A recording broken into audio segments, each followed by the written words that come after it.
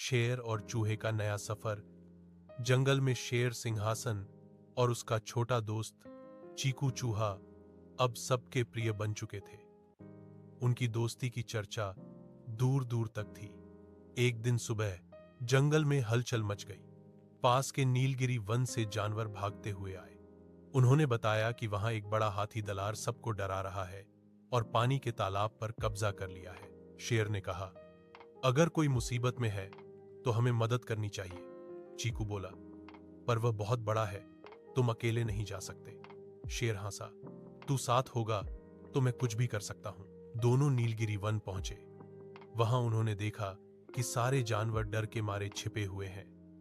तालाब के पास दलार खड़ा था और किसी को पास नहीं आने दे रहा था। शेर ने गर्ज कर कहा, दलार, जंगल सबका है, तुमने इसे क्यों बांट दिया?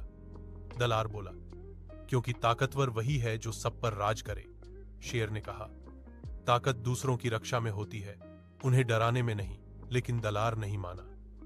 तभी चीकू धीरे धीरे पीछे जाकर उसके कान के पास पहुंचा और जोर से बोला, भू। दलार डरकर घूम गया और इसी बीच उसका पैर कीचड़ में फंस गया। शेर ने मौका देखकर कहा, अब समझ आया, घमंड सबसे भारी जाल है। शेर और चूहा दोनों ने मिलकर दलार को बाहर निकाला।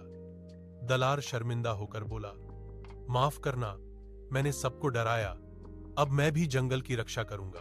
उस दिन से नीलगिरी वन में फिर शांति लौट आई।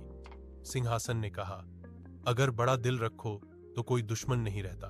और जब शाम को आसमान लाल हुआ, चीकू ने मुस्कुराकर कहा, आज फिर हमने साबित कर दिया, दोस्ती से बड़ा कोई जादू नहीं।